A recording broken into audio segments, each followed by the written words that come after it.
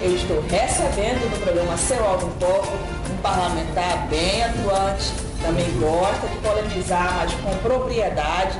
Ele, assim como eu, é um advogado, escolheu a área política e eu a área da comunicação, mas com certeza todo esse conhecimento e respaldo o senhor para estar atuando com propriedade esse papel como deputado estadual.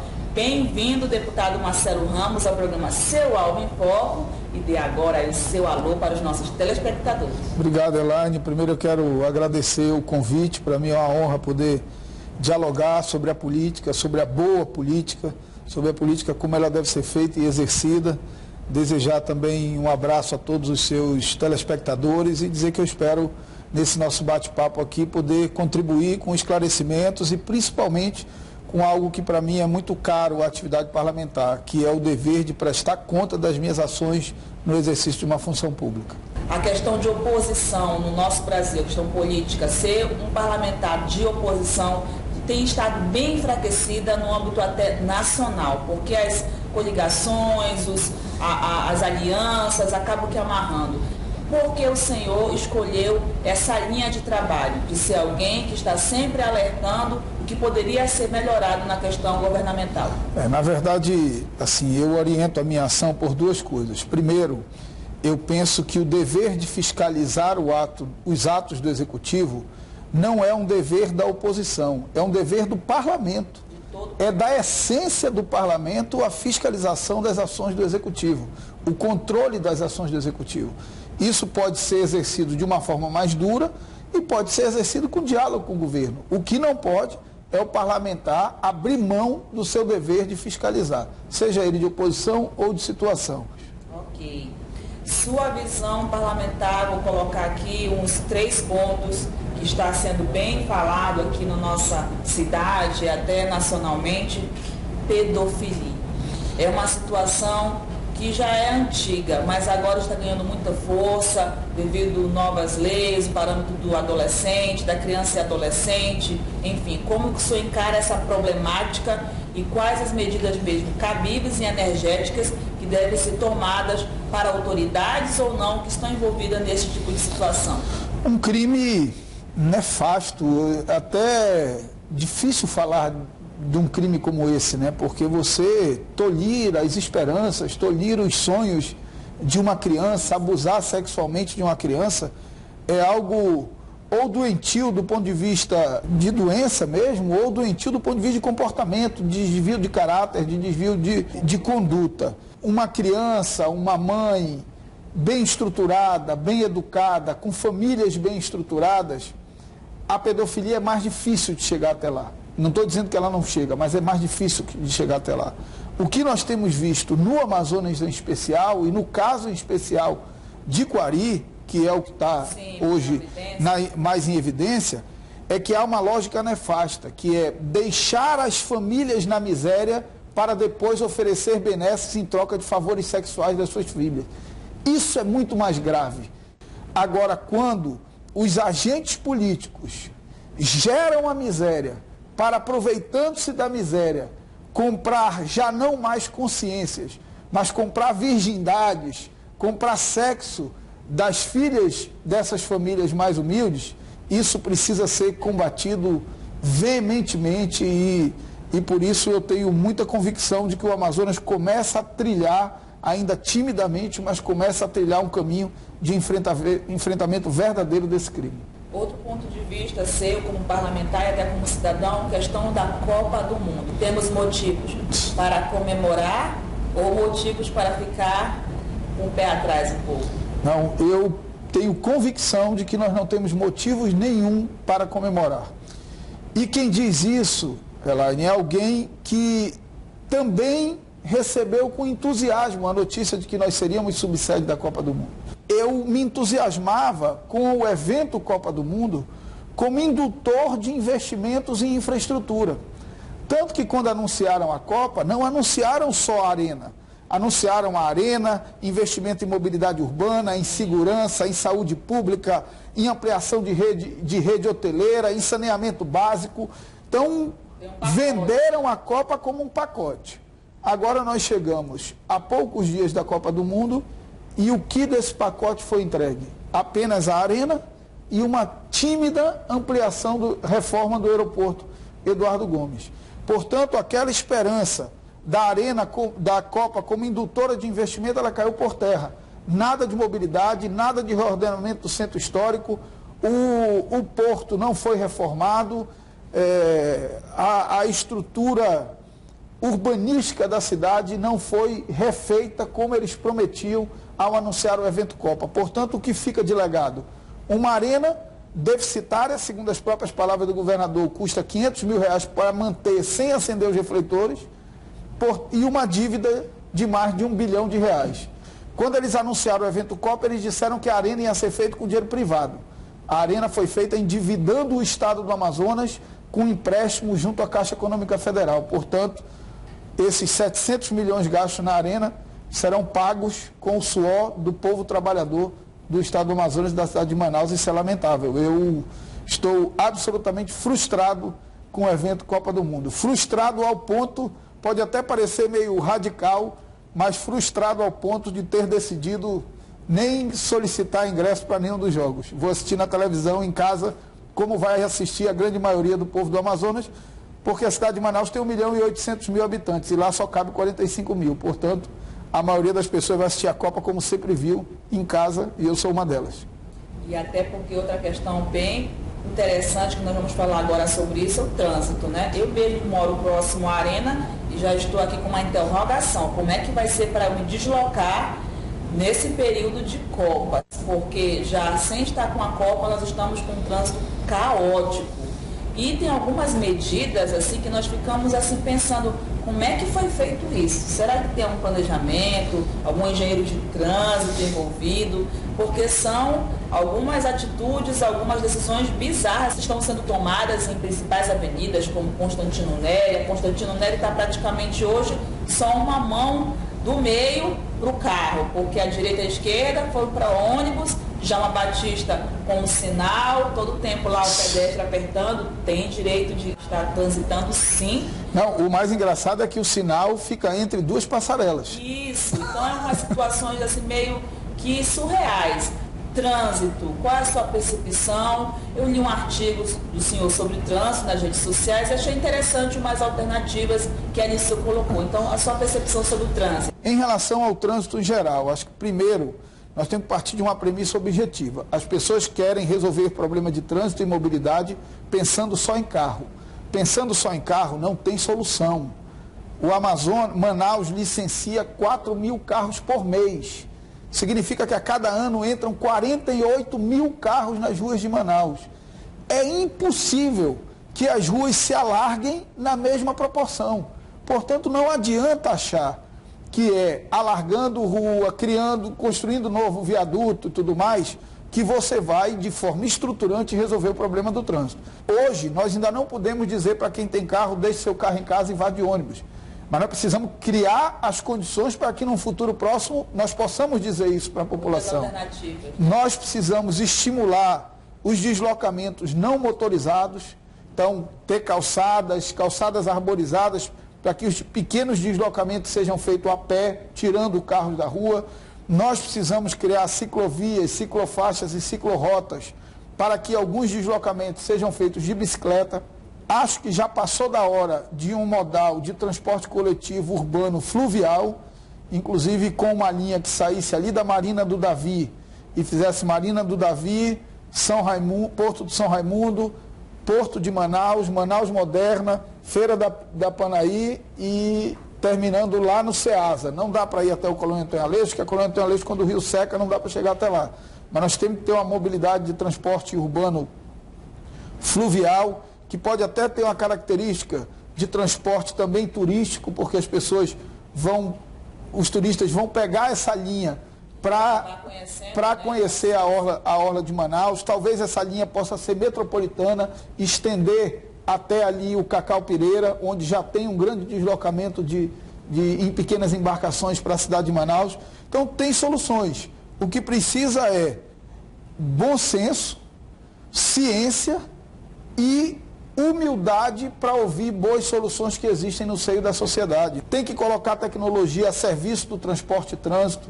Então hoje você tem um mundo tecnológico, os sinais têm que ser mais inteligentes, o transporte coletivo ele tem que ter prioridade no trânsito. Não é justo que um ônibus que carrega 150 pessoas tenha a mesma prioridade no trânsito que o meu carro, que muitas vezes estou só eu dirigindo. Então tem solução, é preciso boa vontade. E além do mais, apesar do trânsito ser matéria constitucionalmente de responsabilidade do município, o bem-estar das pessoas é responsabilidade de todos. Então o governo do estado precisa ajudar também com os investimentos de infraestrutura necessários para aliviar isso que virou um tormento na vida do manauara. Eu digo no artigo que antes em Manaus você tinha engarrafamento de 6 às 7 da manhã e de 18, né? E sabia também onde tinha engarrafamento. Sim, hoje tem engarrafamento o dia inteiro em todas as ruas de Manaus. Nós perdemos uma grande oportunidade histórica e é inexplicável. A Câmara Municipal de Manaus aprovou um novo plano diretor da cidade de Manaus sem um plano diretor de transporte e trânsito. Então, olha lá, você discutiu na Câmara dos Vereadores o gabarito de um prédio, quantos andares pode ter um prédio, mas não fez essa discussão em conjunto da proporção, da quantidade de andares que tem um prédio com a caixa viária da rua que passa na frente dele. É incômodo esse descompromisso dos poderes públicos demonstrado pela Câmara Municipal de Manaus quando não incluiu um plano de transporte, trânsito e mobilidade na elaboração do seu plano diretor. Fica essa reflexão, aí esse alerta e esse questionamento. Outra situação que gostaria de conversar com o senhor é a questão dessa nova proposta política, né? A junção do senhor com outras autoridades públicas aqui do nosso estado para trazer algo novo para a população. O que seria isso? Uma nova proposta política para Manaus? Vamos tentar fazer um breve resgate histórico, né? Em 1982 foi a primeira eleição livre pós-ditadura militar. Okay. Em 1982 foi eleito o ex-governador Gilberto Mestrinho. De 1982 até aqui, só o grupo político criado por ele governou o Amazonas. Em 32 anos de democracia, nós só tivemos 4 governadores. Me parece que com todas as qualidades e defeitos que eles possam ter tido, que há um esgotamento desse grupo. Esgotamento em que sentido? O Amazonas de lá para cá tornou-se um estado muito rico. Para você ter uma ideia, em 2009, o primeiro ano que o site Transparência do Governo entrou no ar, o orçamento do estado do Amazonas era aproximadamente 4 bilhões de reais. Em 2014 será 15 bilhões de reais. Então nós estamos falando que em 5 anos a economia do estado, o orçamento público cresceu mais de 300%. Nesse mesmo período, o Amazonas passou a ter o pior sistema único de saúde, o segundo pior sistema único de saúde do país, segundo dados do Ministério da Saúde, e passou a ser o 4º estado da federação com o maior número de miseráveis. Então, olha lá, no mesmo período em que o orçamento do estado cresceu 300%, a miséria no estado disparou. Alguém tem que explicar isso. Não é razoável que tenha aumentado a riqueza do estado e aumentado a miséria das pessoas. Eu acho que isso é a demonstração mais clara do esgotamento desse grupo. E diante do esgotamento desse grupo, nós chegamos à convicção, muito estimulados pela ex-senadora Marina Silva, pelo grupo que ela dirige, que é o Grupo Rede, que hoje está dentro do meu partido PSB, pelo meu partido PSB, de oferecer uma alternativa ao povo do Amazonas. Porque também o que garantiu que esse grupo ficasse 32 anos no poder, eles disputam entre eles mesmos e sempre têm a certeza que vão ganhar. Agora mesmo, a tendência é de você ter 2 candidaturas que partem desse grupo. Nós temos muita convicção de que há uma força transformadora, uma força que anseia por mudança no seio da sociedade e que precisamos oferecer uma alternativa para essas pessoas. Seria muito cômodo para mim ser candidato à reeleição, correria poucos riscos de não ser reeleito, mas eu penso que o homem público ele não deve ser movido pelo que é mais fácil ou pelo que é mais difícil. Eu penso que ele deve ser movido pelo que o momento histórico exige dele. e eu acho que é uma exigência do momento histórico que nós ofereçamos uma alternativa para o povo do Amazonas, e fico feliz que um grupo de pessoas tem identificado em mim essa alternativa. Então, você já está respondendo uma pergunta que eu queria fazer sobre esse propósito, né, de concorrer ao governo do Estado. Então, essa vontade de oferecer essa nova proposta, é isso que está lhe impulsionando a estar agora nesse desafio? Algo já está concreto, ainda está somente nas conversas? Como é que está? Na verdade, hoje nós temos uma pré-candidatura avalizada pela direção estadual do meu partido, avalizada pela direção nacional do meu partido, avalizado pelas lideranças da Rede Sustentabilidade, que é um partido dentro do PSB, avalizado pelo Eduardo Campos, que é o nosso pré-candidato a presidente da República, pela Marina Silva, que deve ser a nossa pré-candidata a vice-presidente da República, mas a homologação disso depende das convenções partidárias, que são só no final de junho. Então ainda temos daqui até lá uma longa caminhada. Ok. Agora, para estarmos, nós já trouxemos aqui um senador, estamos tendo em cada programa um parlamentar de uma esfera. Explicar o papel de um deputado estadual. Parece que é uma coisa simples, mas a massa, a população, ela confunde muito o papel de um deputado estadual com o federal, o vereador, aí quer pedir do deputado estadual para tampar um buraco de rua. Então, explica para a gente mesmo de forma técnica o papel, e tem até muitos parlamentares que se aproveitam dessa ignorância da população e acabam prometendo coisas que nem podem fazer, ou outras que não são nem da sua competência, né, de jurisprudência, vamos dizer assim, jurídica. Então, o papel de um deputado estadual. O que um deputado estadual faz pelo seu estado? Vamos lá.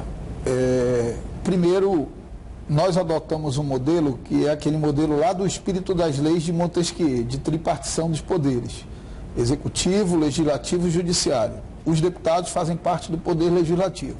O Brasil tem a União, os estados e os municípios. Então, nós temos uma federação dividida em 3 entes. Os deputados são o poder legislativo desse ente intermediário, que são os estados. O Brasil tem 27 estados na sua federação. O que eu entendo que é o papel do parlamentar? Eu dividiria em 3 responsabilidades. A primeira responsabilidade é a responsabilidade legislativa, por essência, é fazer leis. É papel do deputado elaborar leis, apresentar projetos de leis que melhorem a vida das pessoas, no âmbito do que é responsabilidade do Estado. Então, essa é a primeira obrigação. A segunda obrigação, inafastável do exercício da atividade parlamentar: fiscalizar os atos do Executivo. Cabe ao Poder Legislativo ser o fiscal da tendência autoritária do Poder Executivo, já que o Poder Executivo é o ordenador de despesa, é quem tem recurso, é quem tem secretaria, é quem executa a obra. Tanto que o Montesquieu lá atrás criou o que ele chamou de o sistema de checks and balances, freios e contrapesos, que é o legislativo como freio e contrapeso da tendência autoritária do Poder Executivo. Então, fiscalizar os atos do Executivo seria a segunda função. E a terceira função, ser um interlocutor entre demandas da sociedade e o poder público. Então, o parlamentar tem o papel também de ouvir segmentos, associações, sindicatos, representantes de grupos, associações de moradores, e fazer essas demandas chegarem até o Poder Executivo para que possa executá-los. Mas, infelizmente, como você disse, Elaine, há muita distorção do papel do parlamentar. As pessoas acham que o papel do parlamentar é dar dinheiro para ajudar na festa de formatura, comprar brinde para sortear num bingo, dar equipamento de futebol para time de futebol. Isso não é papel de parlamentar. Eu penso até que essa falha dessa concepção é que proporciona todo esse ambiente de corrupção, não é verdade? Eu acho que ela estimula. Agora ela é um caminho de 2 mãos, né? De 2 mãos. Os políticos estimularam isso e a população se acostumou com isso. Mas eu olho para o futuro e olho para um passado próximo e vejo que há o início de um processo de ruptura que vai fragilizando cada vez mais esse fisiologismo, essa troca de favor, e substituindo por critérios objetivos, mais conscientes e mais cidadãos, não só de escolha do parlamentar, mas também de cobrança de como ele exerce o seu mandato. Muitas vezes o cidadão da bola participa de festa junina, dá equipamento, dá não sei o quê, ele só não faz o que tem que fazer. Mas nunca apresentou um projeto de lei, não está nem aí porque o executivo faz. Então, ele desvirtua a função do parlamento. No descumprimento do que é obrigação para ele, ele faz coisas que não tem nada a ver com a função parlamentar, mas que são mais demagógicas, são mais...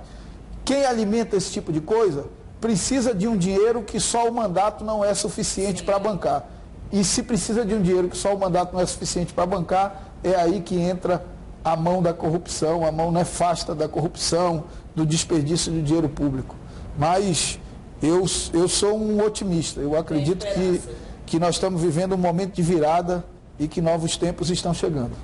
Ok, então agora deixa para o nosso telespectador a sua palavra sobre, como cidadão, nem como uma pessoa pública, um parlamentar, sobre a questão da importância do voto consciente. Você pode até olhar ali para aquela câmera e falar bem mesmo nos olhos. Primeiro eu vou olhar para você, para agradecer você, dizer a alegria de compartilhar esse momento, a qualidade das perguntas, às vezes que vi o programa também muito bacana. Então, primeiro parabenizar você e toda a equipe técnica que está aqui.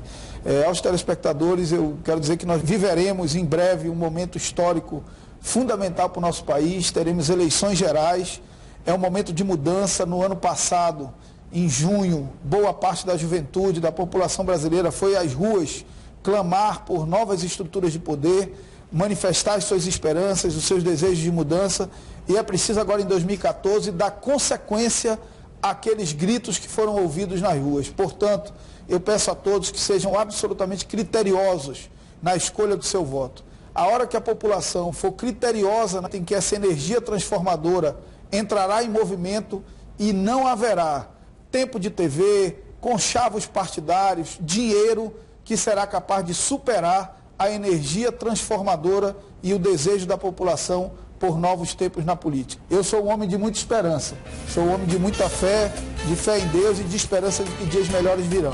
Está chegando a hora de uma grande virada para o povo do Amazonas e para o povo brasileiro, e eu tenho certeza que a eleição de 2014 vai simbolizar isso. Um grande abraço a todos e obrigado a você mais uma vez.